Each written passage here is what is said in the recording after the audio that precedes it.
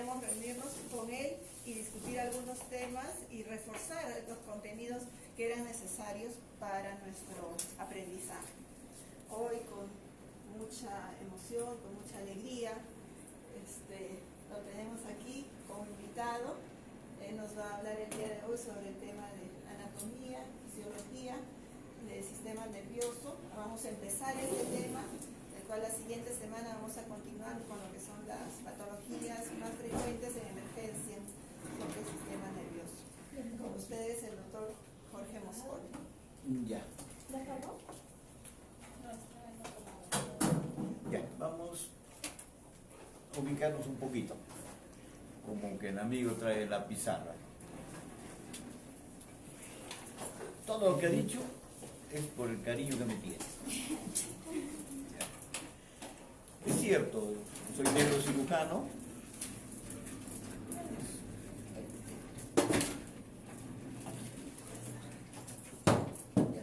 Yo me encargo.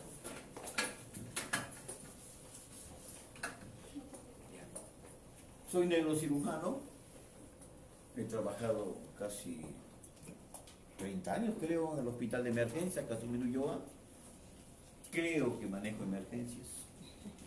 He sido director de ese hospital hasta 3 oportunidades.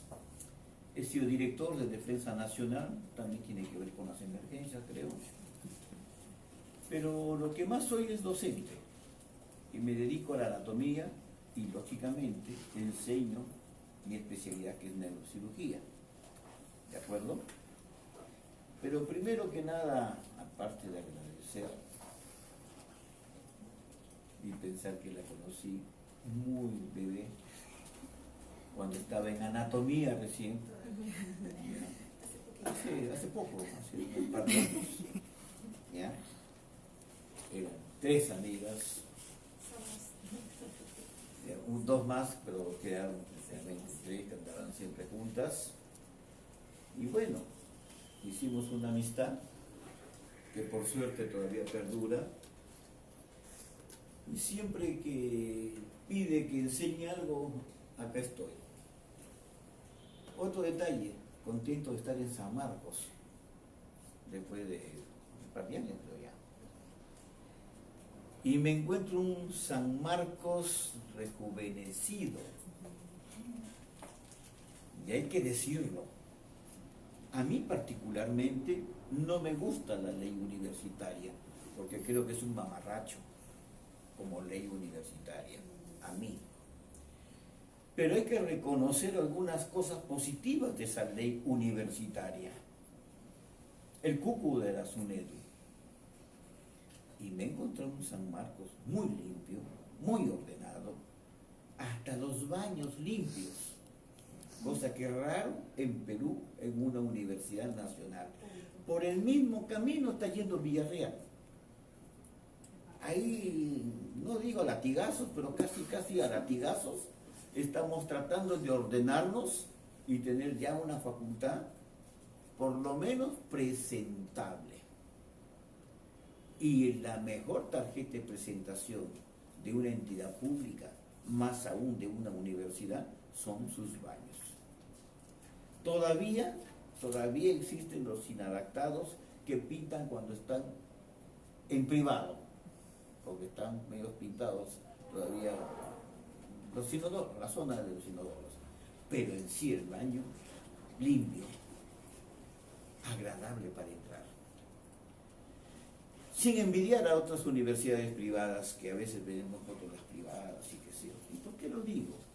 Porque el Perú tiene que cambiar. Tenemos que cambiar.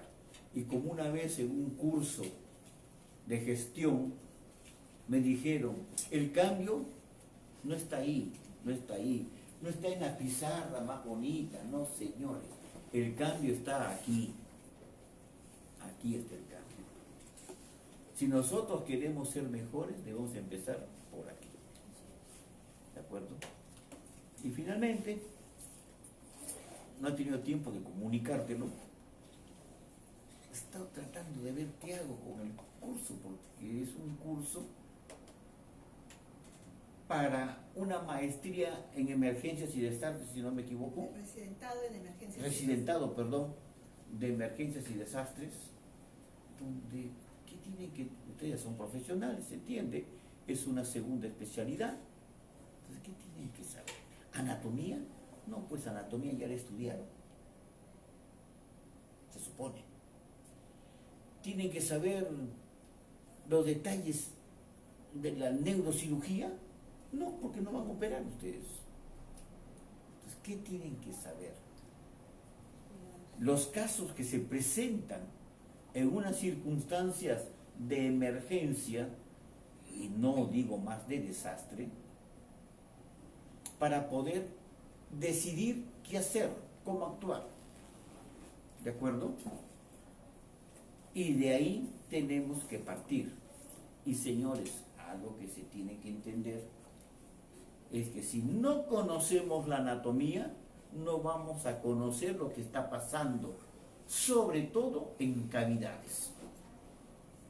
Posiblemente aquí me hacen una herida cortante y bueno, cualquiera creo yo que puede resolverla, o un poco de criterio y sentido común la puede resolver, porque no hay mayores complicaciones. Pero en una cavidad como la craneana, y miren, ¿escuchan? Rígida, sólida, dura, inmodificable, no la puedo modificar. Entonces, las cosas son diferentes, porque además, adentro, ¿qué tenemos? 3 componentes. Tenemos 3 componentes: el encéfalo,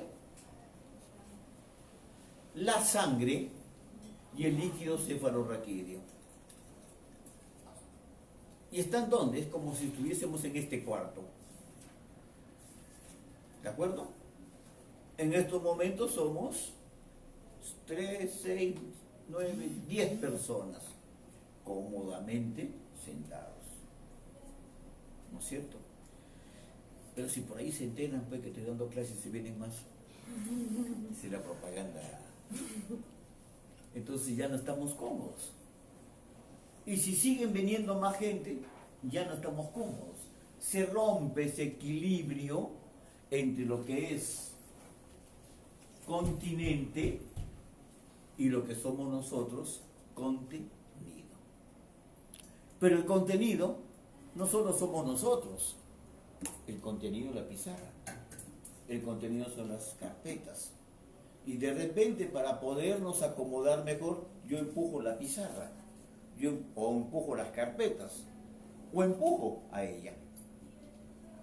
Entonces comienza a romperse ese equilibrio. ¿Y qué va a pasar con esto que es inmodificable? Que no se estira, que no se aumenta, que no crece, que está ahí nomás. ¿Qué va a pasar? Con esto no pasa nada.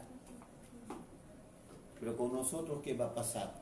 Aumenta la presión y va a haber alteraciones. O esta pizarra sale por alguna ventanita, o ustedes, si la presión comienza a aumentar de aquí, una de ustedes va a salir por la puerta. Eso es lo que pasa dentro de la cavidad. Y eso es anatomía. Anatomía.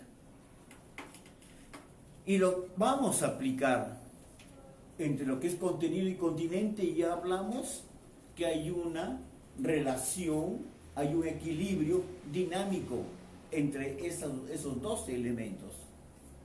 Y claro, algunos hablarán de la ley de Monroe y Kelly. Ya, donde sangre, líquido cefalorraquídeo, parénquima, en estrecha relación y en relación dinámica con el contenido, con el continente, perdón. ¿Y qué sucede? Si aumenta el encéfalo, va a aumentar a expensas de ¿qué? De algo. Entonces, reduce a lo mejor los ventrículos, reduce el líquido cefalorraquídeo. Si ese líquido cefalorraquídeo que está aumentando, va a tener que reducir al parénquima. a lo mejor va a tener que reducir el ingreso de la sangre. Entonces, alguien tiene que modificarse. Y existe pues ese equilibrio dinámico y se dice que hasta unos 50 centímetros cúbicos, ¿y saben qué es 50 centímetros cúbicos? Es el de 10 jeringuitas de 5 centímetros, ese contenido. Dentro de la cabeza ya comienza a romper el equilibrio y ya hablamos de una hipertensión endocraniana que puede traer complicaciones. Y incluso algunos autores dicen que por arriba de 300 centímetros cúbicos ya se torna incompatible con la vida. Y acá sacamos algunas conclusiones en las emergencias, sobre todo en las unidades de trauma shock. ¿De acuerdo? Llega un paciente a la unidad de trauma shock y claro, llega inconsciente o llega soporoso. ¿Y qué es lo primero que hace? ¿Ah? El que recibe el paciente, que cuando encuentra un paciente soporoso, ¿qué es lo primero que hace? ¿Ah? Llaman al neurocirujano. Lo primero, un paciente soporoso, ahí está medio, y si hay un traumatismo encefalocraniano, perdón, si hay un politrauma con un traumatismo encefalocraniano, pero todavía, y a veces ni lo miran, lo ven así, medio soporoso, neurocirujano. ¿Y el neurocirujano tiene algo que hacer ahí? Nada. Porque si está soporoso, hay que verlo primero. Llega el neurocirujano y lo ve blanco como un papel. Pregunta cuánto tiene de presión y recién le están tomando. Pues ya llamaron al neurocirujano. ¿De acuerdo? Y de repente dice 8,5. ¿Es neurocirugía eso? Estamos frente posiblemente a un shock hipovolémico, taquicárdico, sudoroso, blanco, hipocoloreado. Estamos frente a un shock hipovolémico. Y para que un paciente entre en shock hipovolémico, ¿cuánto tiene que haber perdido de sangre? Unos 500 se dice. Y en forma súbita. Así. Ejemplo, una femoral. Ejemplo, una ruptura de hígado o de vaso en cavidad abdominal. Así, 500. Cuando ustedes donan sangre, 500 centímetros cúbicos, y de repente se descuida el técnico y la extracción de la sangre es rápida, y se sientan, ¿qué pasa? Tienen la lipotimia. El torero, que sufre la cornada en la ingle y le desgarra la femoral, en 5 minutos, ya está en shock hipovolémico y con tendencia a la agonía, porque en 5 minutos una femoral pierde más de 500. Y hace un rato que dije yo, que con 300 centímetros cúbicos dentro de la cabeza ya hablamos de una situación casi incompatible con la vida. Ya hablamos de un síndrome de hipertensión endocraniana grave. Y un paciente no va a estar soporoso. Entonces, cuando hay un shock hipovolémico, hay que pensar en cualquier cosa menos en la cavidad craneana. La cavidad craneana no secuestra tanta sangre como para causar un shock hipovolémico. Antes se muere el paciente. ¿Quedó claro? Y bueno, el curso era anatomía, ¿no es cierto? Y ya que estamos, ¿qué vamos a ver en la cavidad craneana?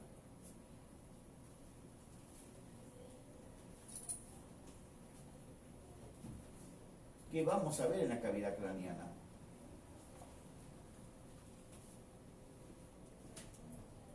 ¿No me obedece? ¿Dentro? ¿No? ¿Qué dice? Alerta de seguridad.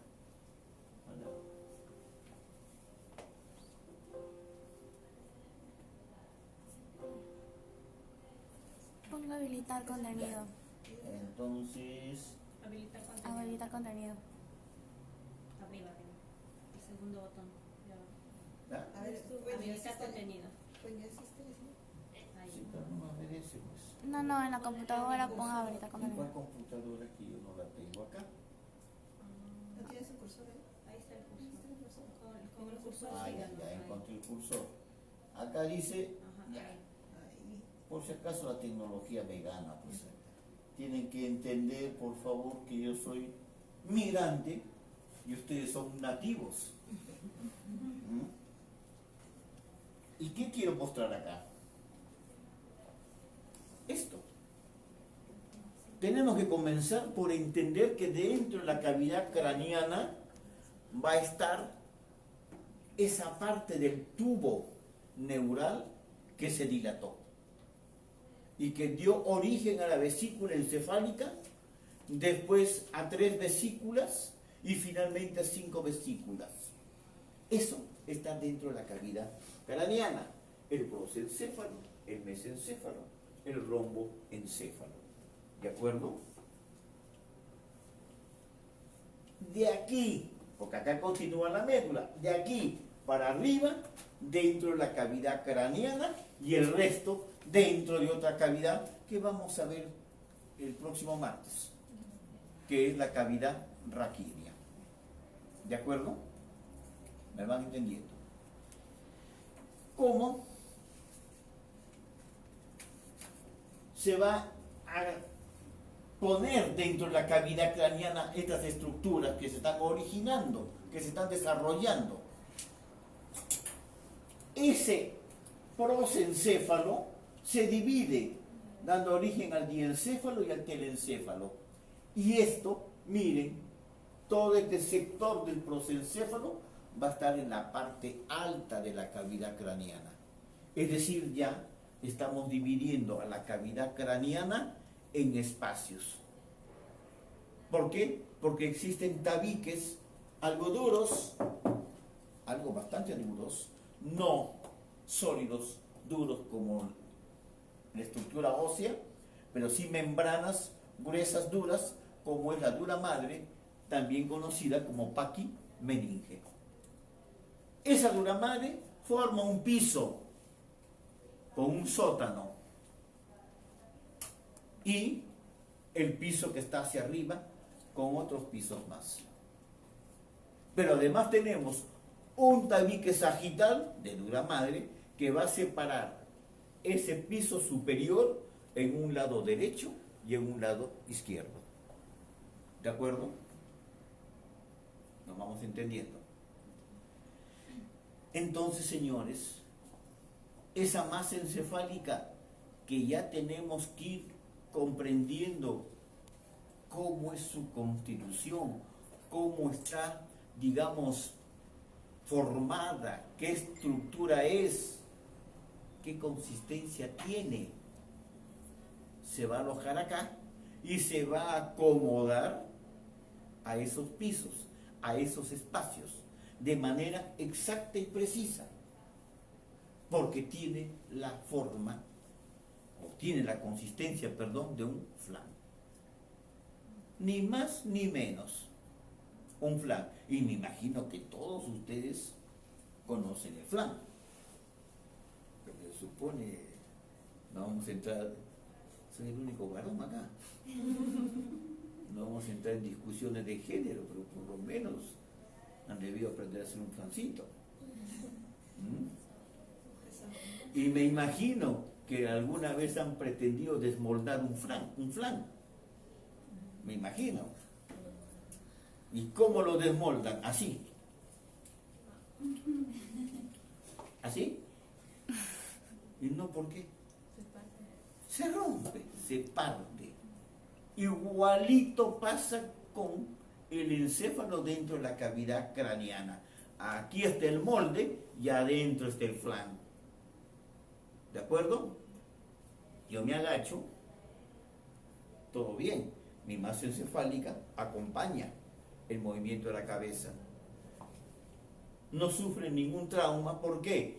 Porque está envuelto en agua, que sirve de amortiguador hidráulico, el líquido cefalorraquídeo. ¿De acuerdo? Mientras todo vaya bien, miren, y si hay estos que bailan y hacen así, no le pasa nada a la masa encefálica. Por esos motivos. Porque está protegida para los desplazamientos exagerados y porque tiene un amortiguador que es el agua. ¿De acuerdo? Pero, si hay violencia, como el flan, la masa encefálica se rompe. Empezando, el flan choca contra las paredes, la masa encefálica choca contra las paredes. El flan se rompe en el medio de acuerdo a la intensidad del movimiento y dirección del movimiento. La masa encefálica también se puede romper en el centro de acuerdo al mecanismo que provocó el movimiento violento. Lo vamos a ver quizá un poquito más tarde cuando veamos traumatismo encefalocraneano. ¿De acuerdo? Por ahora hablemos lo que es la cavidad craneana y su contenido. ¿Qué quiero que entiendan? Que esto está en la parte alta, en lo que se conoce como región supratentorial, por arriba del tentorio o tienda del cerebelo.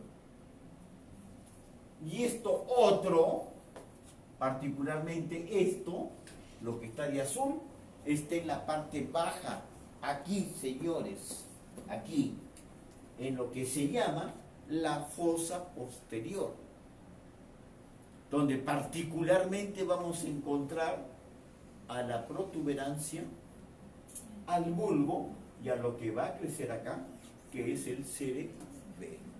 Aquí, por eso hay un error grande cuando empiezan, sobre todo las damas que están con dolor de cabeza muy comúnmente, dicen, ay, me duele el cerebro. Error grave, porque el cerebro se origina de esto y está aquí, por arriba del tentorio, en lo que es la fosa posterior, tapado por los músculos de la nuca, está el cerebelo con el parte del tronco encefálico, porque este sector del tronco encefálico que da origen al mesencéfalo y que a su vez da origen a los pedúnculos cerebrales, está en la zona intermedia. No está ni en la supratentorial ni en la infratentorial. Es la conexión entre los dos estamentos o estructuras. ¿De acuerdo? Pero está relacionado con el foramen oval de Pacchioni. ¿De acuerdo? Y va a dar origen al tronco encefálico. Miren cómo esto que es el prosencéfalo crece y prácticamente, señores, ocupa las 3/5 partes de la cavidad craneana, dando origen al cerebro. Particularmente lo que ha crecido, ocultando al diencéfalo es el telencéfalo. Los dos elementos forman el prosencéfalo. El prosencéfalo crece y crece. Y crece tanto que vamos a encontrar una diferencia entre el primate superior y el hombre. Perdón, cuando digo hombre, también me refiero a las hombras. Bueno, algo por el estilo. Se acostumbró ya a hablar el hombre, pero ya son también las mujeres, ¿se entiende? Hay una diferencia entre el primate superior y el hombre. ¿Y cuál es? Porque el cerebro también comienza a tener circunvoluciones. Después del pollo ya hay circunvoluciones. Del pollo para abajo no hay circunvoluciones. Es lo que se llama la etapa lisocefálica. Cerebro liso. Al estilo congresista más o menos. ¿Ya? Disculpen las expresiones sarcásticas, pero es para que no se me aburran. ¿Ya?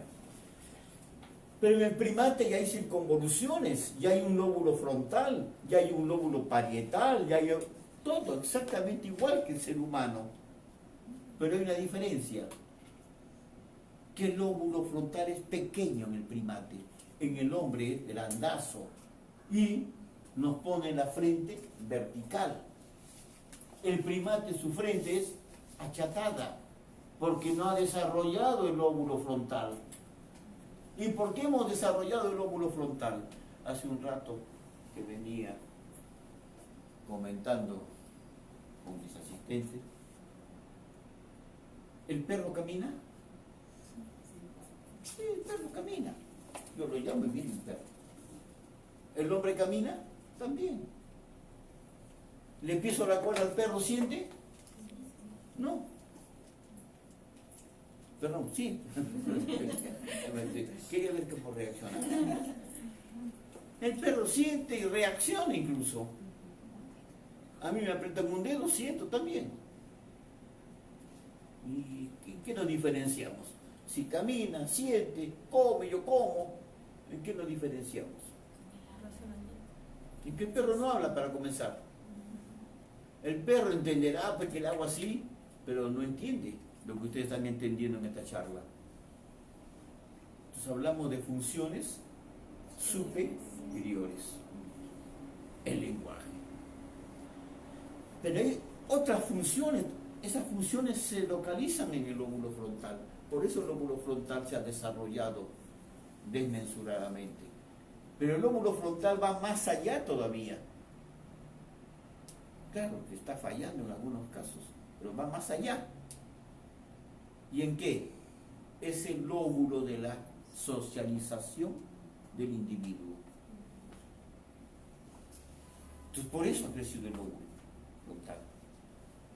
El lóbulo frontal es el que nos permite vivir en sociedad, el de aprender valores, el de aprender costumbres, que es diferente a valores. ¿De acuerdo? El de respetarnos como personas. Claro, está fallando. Y creo que cada vez está fallando más, no sé. Y ese lóbulo frontal es lo que ha permitido, lo que ha hecho, que la frente se torne vertical. ¿De acuerdo? Y ojo, que tiene representación clínica el lóbulo frontal. Todo el mundo sabe que si en el lóbulo frontal, en la parte posterior que corresponde al área motora, hay una lesión, va a haber parálisis. Clarazo está eso, ¿no es cierto? Pero, hay situaciones en que el lóbulo frontal es mudo. Se afecta y medio que no sabemos qué le pasó al paciente y el paciente sigue igual. Pero de repente el paciente que antes era cariñoso, deja de ser cariñoso. El paciente que no bebía, empieza a beber. O al revés. Bebía y dejó de beber. Yo nunca voy a olvidarme de un paciente que operé en el hospital Almenara. Porque le voló un cilindro, hizo un impacto frontal, destapó la parte, el hueso frontal. Y bueno, lo operé, hice control de daños, hice, digamos, resección de las partes no viables. Y bueno, sobrevivió el paciente, porque el lóbulo frontal también es bien complaciente. El lóbulo frontal, hay en la historia figura que le pasó la lanza de aquí para acá y se quedó con la lanza así ensartada, después se la sacaron y siguió viviendo. Tiene historia eso. Complaciente el lóbulo frontal. Y el paciente sobrevivió, todo muy bien, y a los 6 meses viene la familia a agradecerle que qué había hecho con su marido, que antes era bebedor, regalón, y qué sé yo, y ahora era una joyita. Pensaban que había hecho un milagro. No, es el lóbulo frontal. Otra vez es al revés. ¿De acuerdo? Pero ya saben. Supratentorial, cerebro. Infratentorial, cerebelo, bulbo y protuberancia. En el medio, pedúnculos cerebrales. ¿Y por qué insisto en el medio? Fíjense, acá está el cerebelo, acá está el tronco encefálico y acá está el pedúnculo. y tengo un gran gorro mexicano arriba, de charro, que es el cerebro. ¿De acuerdo? ¿Vamos bien? El cerebelo casi no tiene dónde moverse. El cerebro, ese gran flan, lo comienzan a empujar. ¿Y dónde va a haber el punto de quiebre? En el medio. ¿Y en el medio qué está? Los pedúnculos cerebrales. Es ahí donde empiezan a ver los síndromes de descerebración. Es ahí donde comienza a ver esa anisocoria que comienza a preocupar a las que están en UCI cuando el paciente o hace midriasis bilateral o hace anisocoria. Porque de ese tronco, de ese pedúnculo, sale el motor ocular común de un lado y el motor ocular común del otro lado. Y ahí están en su equilibrio. Pues si de repente comienzan a empujarlo, ese motor ocular común se estira. Y al estirarse ya no funciona. Desaparece la midriasis porque el motor ocular común hace esto. Y al dejar de funcionar, hace la midriasis. Fíjense, todo eso es anatomía para entender los procesos. Por ese motivo, pues, se habla del síndrome de pedúnculo cerebral, del síndrome de descerebración. Por eso cuando ese pedúnculo cerebral se altera al extremo de dejar de funcionar, hablamos pues de muerte cerebral incluso. ¿De acuerdo? Porque ya no hay conexión del cerebro con los estamentos inferiores. Y se altera por esa zona de punto de quiebre que hay. ¿Y a quién tiene a los costados? A la tienda del cerebelo, que actúa a veces como cuchillo. Porque si acá tengo este borde, y alguien me empuja violentamente contra ese borde, seguro que me voy a golpear más fuerte a que me golpee contra la pared. Esa es la tienda del cerebelo, el foramen ovale de Pacchioni. Y lo vamos a ver, porque creo que tengo imágenes. Ahí tienen, en esta lámina de la Universidad de La Plata, fíjense, lámina, ¿no? Maqueta. El encéfalo, todo esto es el encéfalo. Acá está el pedúnculo cerebral, acá se está formando el cerebelo, acá está la protuberancia y acá está el bulbo. Estos señores, en la parte superior, en el espacio supratentorial. Esto en el infratentorial. Esto para abajo en el conducto raquídeo. ¿De acuerdo?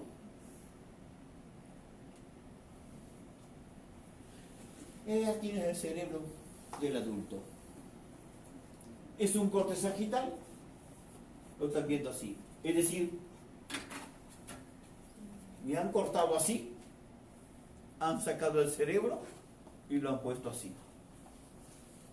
Acá está la parte de adelante, lóbulo frontal, acá está el lóbulo occipital. ¿De acuerdo?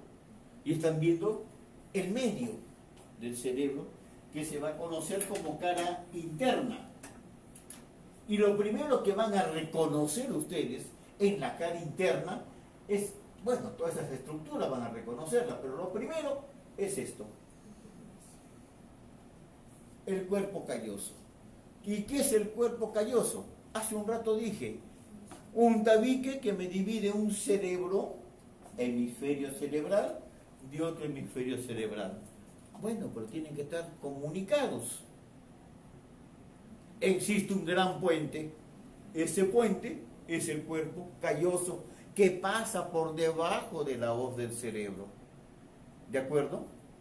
Y si el cuerpo calloso está pasando por debajo de la hoz del cerebro, ¿qué quiere decir? Si alguien empuja el flan, entendamos el cerebro de este lado, el hemisferio cerebral, ese hemisferio cerebral también, si es empujado de tal manera que vence la fuerza, también va a pasar por debajo de la hoz del cerebro. ya están las hernias que se llaman, la hernia transcallosa. Y estamos frente a un paciente crítico. ¿De acuerdo?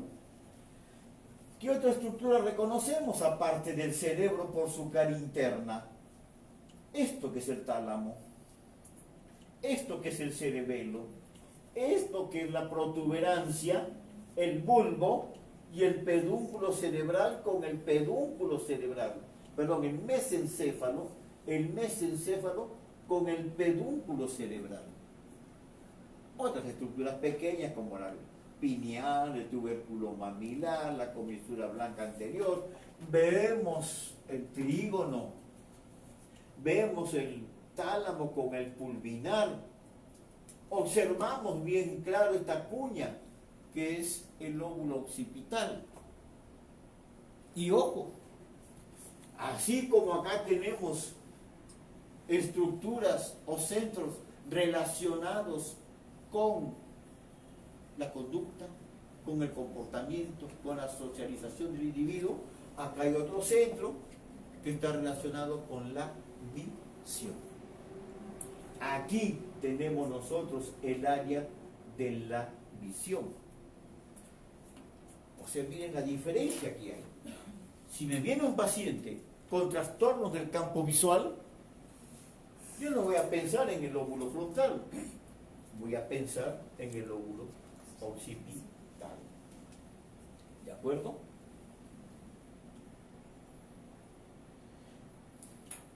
Eso que hemos visto, que es el encéfalo, esto que es el encéfalo cortado sagitalmente, ojo, si veo esta imagen, no es cerebro, porque cerebro sería si veo solamente esto de arriba.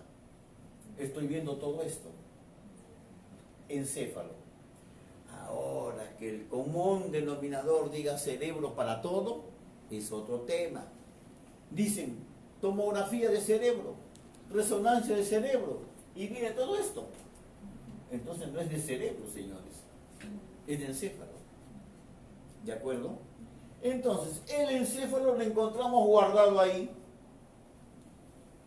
Están viendo una cabeza que se ha disecado partes del hueso frontal, partes del hueso parietal, parte del hueso temporal, apenitas del esfenoides.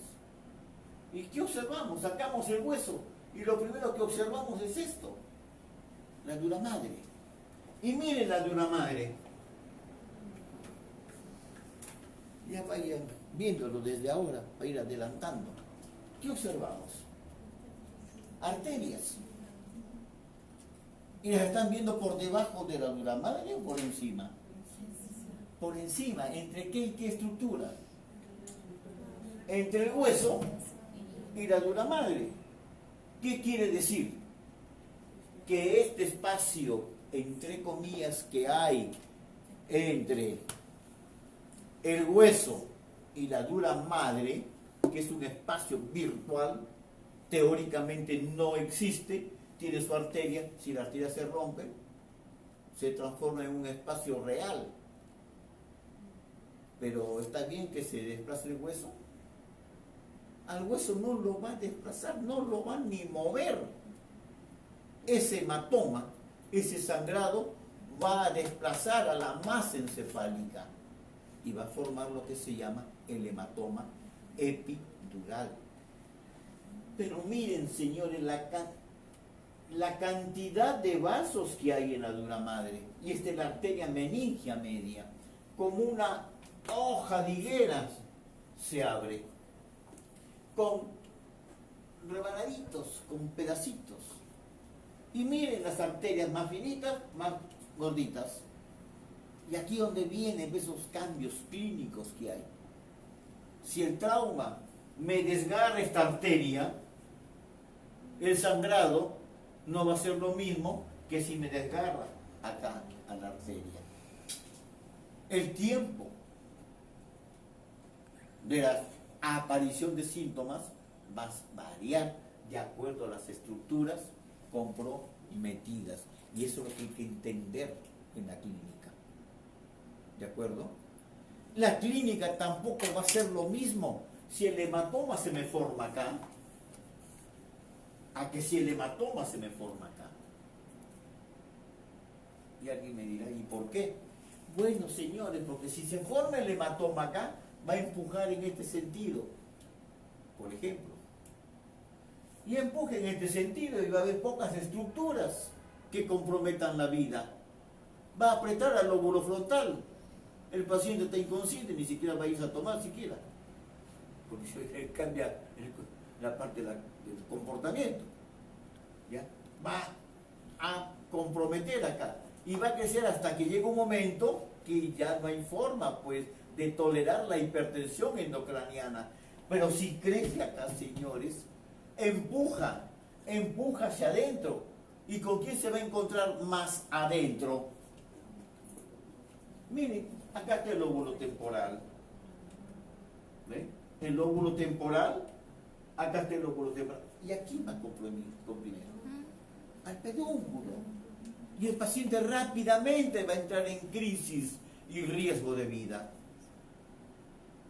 Ya van entendiendo el por qué los cuadros clínicos a veces son medios diferentes, porque esa es la anatomía. Y para entenderlo hay que conocer la anatomía.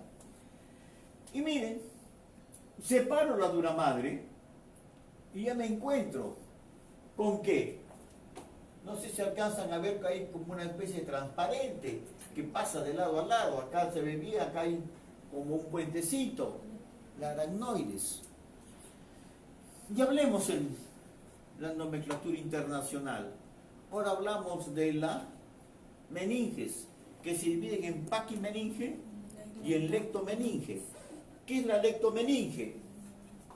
Yo tengo acá el hueso, no sé si alcanzan a ver un poquito, el hueso tiene una característica, una tabla externa, una tabla interna y tejido esponjoso, que también puede sangrar. Y por eso se ven hematomas que no causan complicaciones, es porque está sangrando el hueso, pues. Y el sangrado del hueso es como si estuviese babeando el tejido esponjoso. El sangrado de la arteria meningia media, ¿cómo es? A presión. Acá no, acá babea. Pero puede ocasionar hematomas muy pequeños, hematomas laminares le llaman. Y no falta alguien que quiera operarlos incluso. Sí, lo he visto. No sé si no importa. Y acá tengo la arteria meningia media corriendo en este espacio. Y acá tengo la dura madre. Es decir, señores, he formado un espacio que es virtual. Únicamente se produce si hay algo que crece adentro. Ojo, la pus también, ¿eh? Los empiemas, los accesos epidurales. Lo más común, el hematoma epidural. Después de la dura madre, yo tengo otra tela pegada a la dura madre, que es la aracnoides, donde no hay espacio, también un espacio virtual. Pero si se llena de sangre, forma el hematoma subdural, por debajo de la dura madre. Este es epidural, por encima de la dura madre. ¿Quedó claro? Pero esa aracnoides, que está separada del cerebro, se relaciona con la primera capita del cerebro que está tapizándolo todo, entrando a los surcos, que es la pía madre. ¿De acuerdo? Y entre esta, que es la aracnoides, y la pía madre, queda un espacio. Ese es el espacio subaracnoideo. ¿De acuerdo? El espacio subaracnoideo. ¿Ubicados? Y en este espacio subaracnoideo corre líquido cefalorraquídeo. Es el amortiguador hidráulico de la masa encefálica. Pero además también en este espacio subaracnoideo corren arterias que mandan ramas a través de los surcos y se introducen al interior del parénquima. Entendámonos, acá corren vasos de calibre regular, arterias, acá se introducen arteriolas ya, de menor calibre. Entonces viene el concepto. Acá están corriendo los vasos, las arterias, por lo tanto los aneurismas se dan en el espacio subaracnoideo. No se dan dentro del parénquima. Por eso cuando sangra un aneurisma es un hecatombe, porque sangra libremente a un río, que es el líquido cefalorraquídeo, que es este espacio. Y por eso mancha con sangre la región lumbar. Antes, para hacer el diagnóstico, punción lumbar. Ahora ya no se hace porque hay tomografía. ¿Se dan cuenta? Alguien me va a decir ahora, sí doctor, pero hace unos días llegó un paciente a nuestra emergencia con una ruptura aneurismática y tenía un hematoma intracerebral. Claro que también puede haber hematoma intracerebral, porque sangra, ese chorro va formando el hematoma en ese flanco. Pero por lo general, la hemorragia subaracnoidea es por aneurisma. Por lo general. Entendamos que en medicina no hay nada exacto, porque no es una ciencia exacta. ¿De acuerdo? Y si acá viene la arteriola, se encuentra a la vena, pero antes, ¿qué hace? Se capilariza, ¿no es cierto? Es decir, la transición entre arteriola y vena o vénula es el capilar. Hay una transición. Y si en esa transición algo falla, ya no es una transición normal. Ya comienza a formar un ovillo, comienza a formar shunts que se van de largo, como si fuesen esos autos piratas que se meten en Cogonda, se meten por otro lado, igualitito. Entonces forma lo que se llaman las malformaciones arterias venosas. ¿Y en dónde vamos a encontrar esa transición? ¿En el espacio subaracnoideo o en el parénquima? Entonces las malformaciones arteriovenosas, ¿dónde van a sangrar? Al parénquima. Sí, pero también hay claro, pues se abren a veces al espacio subaracnoideo. Pero la malformación es del parénquima. ¿De acuerdo? Entonces, la clínica va a ser diferente. Porque si tengo vamos a hablar más tarde, pero yo voy adelantando algunas cosas. Porque si tengo una hemorragia que sangró al espacio subaracnoideo y me inundó el espacio subaracnoideo, ¿yo qué voy a sentir? ¿O ustedes qué van a ver? Primero nada, salvo que llegue soporoso, mareado o en coma. ¿De acuerdo? Por la intensidad del sangrado. Pero teóricamente nada. Lo más común que yo llegue caminando, tengo un dolor de cabeza que se me rompe la cabeza.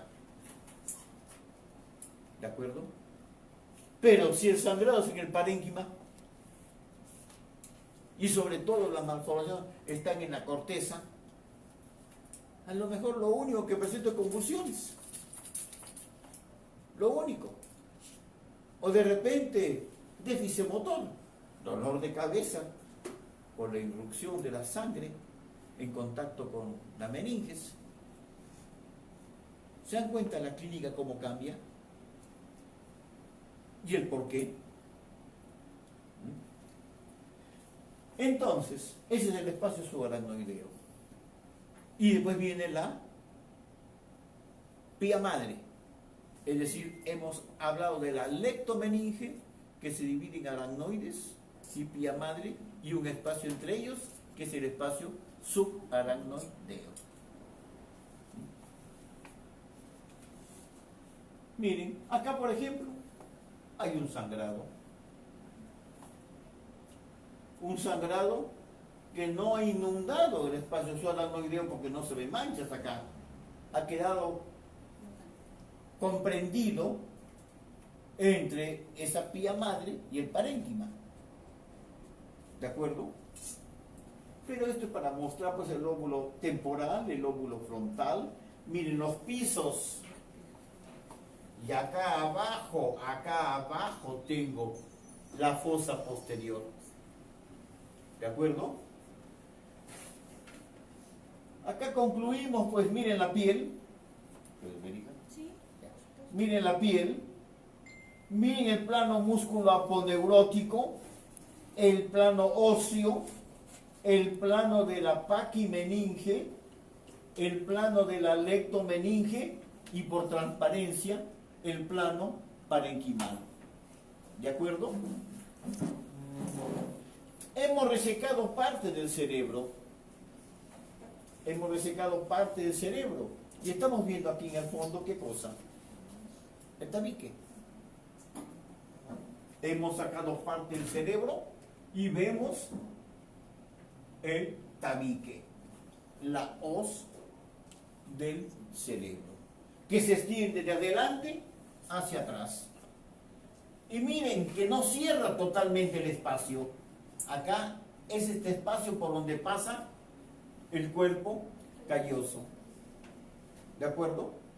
Y así como pasa el cuerpo calloso, si alguien empuja del otro lado al cerebro, esta parte del cerebro se va a meter por debajo de la voz y estamos teniendo lo que se llama la hernia transcallosa. ¿De acuerdo? Cortamos a la cavidad craneana en el sentido vértico frontal. ¿De acuerdo? Y vemos el hemisferio cerebral de un lado, del otro lado, la hoz del cerebro, el cuerpo calloso que pasa por debajo de la hoz del cerebro, las comisuras, el septum lúcido, los núcleos de la base como el caudal o el lenticular. ¿Por qué? Porque lo he cortado un poco por delante. Vemos bastante el lóbulo frontal. Y acá tenemos el lóbulo temporal. No vemos pedúnculo, porque el pedúnculo, si ustedes quieren verlo, está casi en la línea media para atrás. Y el corte que hemos hecho está pasando por acá. Acá está la comisura blanca anterior, está pasando ahí. Por lo tanto, todavía no vemos ni tálamo ni pedúnculo. ¿De acuerdo? Ahora corto un poco más allá y miren, corté un poco más acá. ¿Ya? Corté en el medio y ahora corté más atrás. Y ya me fui más atrás porque he cortado por detrás del pedúnculo. Tengo la fosa posterior. Miren cómo seguimos con la hoz del cerebro, los hemisferios cerebrales, la tienda del cerebelo, formándome esta región, que es la región de la fosa posterior. ¿De acuerdo? Y acá tienen las tres formas. Me falta un corte previo a este y después de este, que no lo tengo lamentablemente, pero vean un corte bien anterior, exclusivamente el lóbulo frontal. ¿De acuerdo? Un corte por la línea media, comisura blanca anterior. Faltaría un corte que pase por el pedúnculo, porque tengo uno más adelante, pero no en esta colección.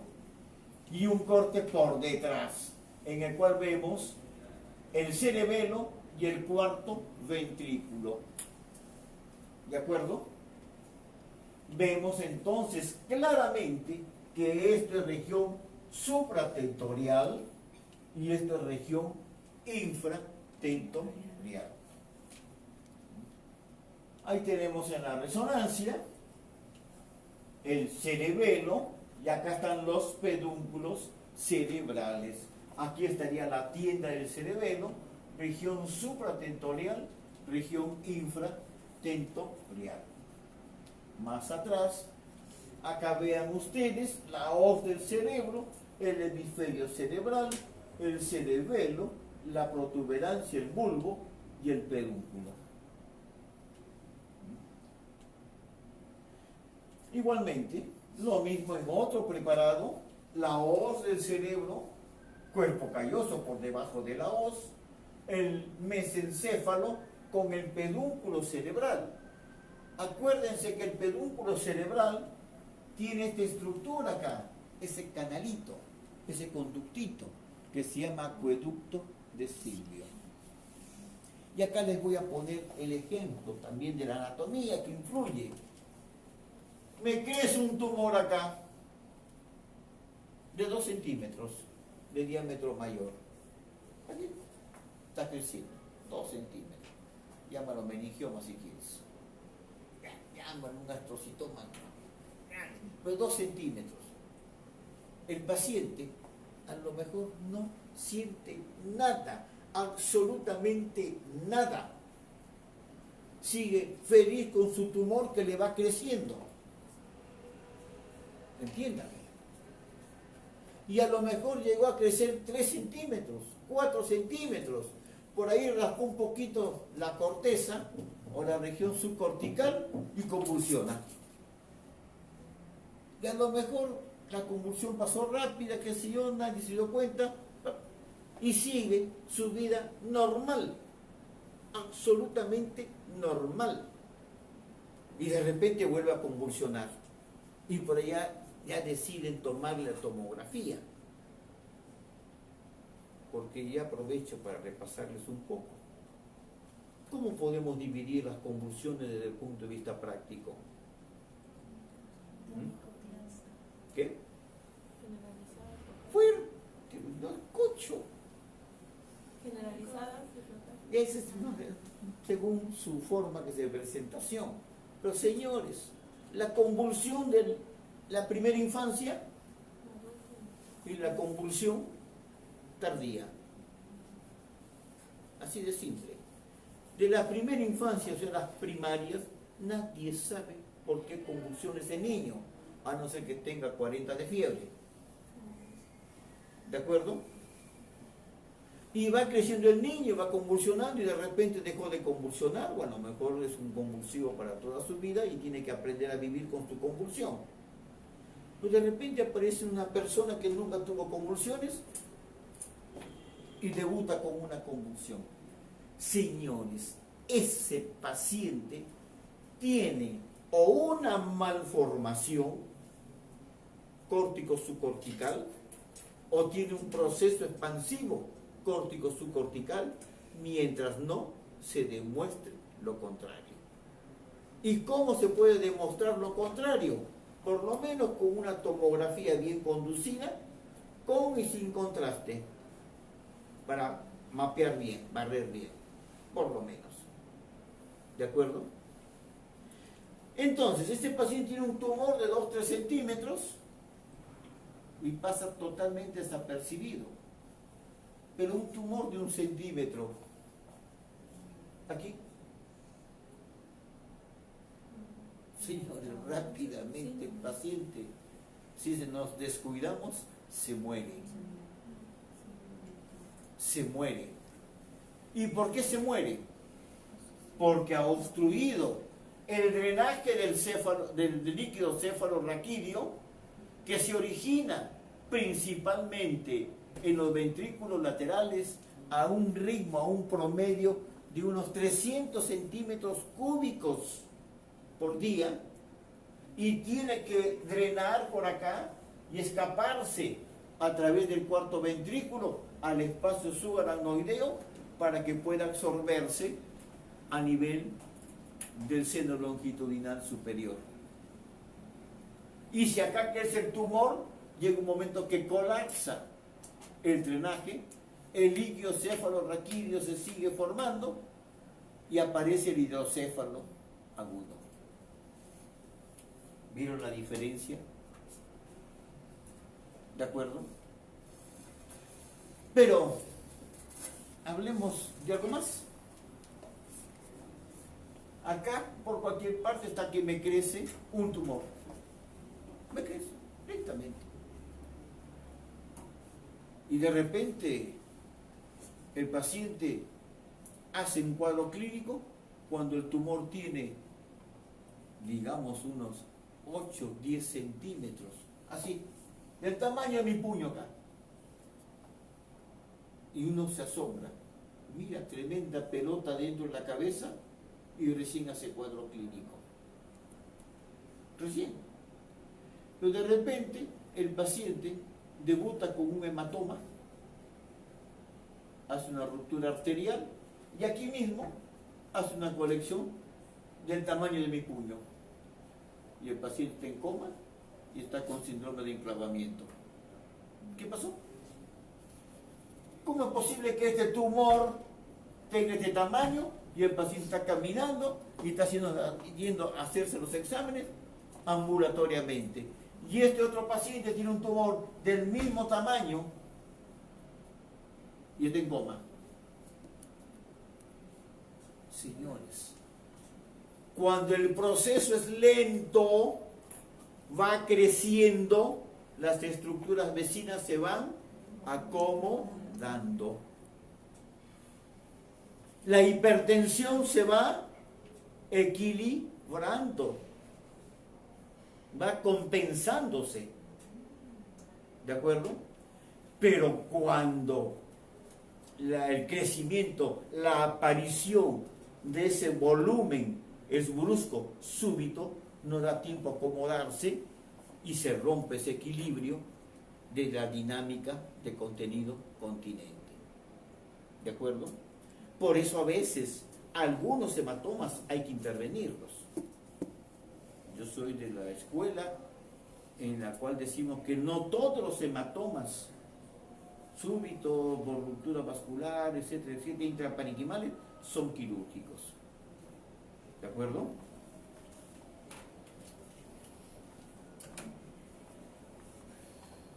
Seguimos. ¿Qué hora es?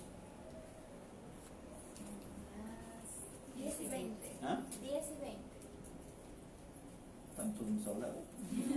¿Quieren hacer un cuarto intermedio? ¿Seguimos? No sé. ¿Un cuarto intermedio?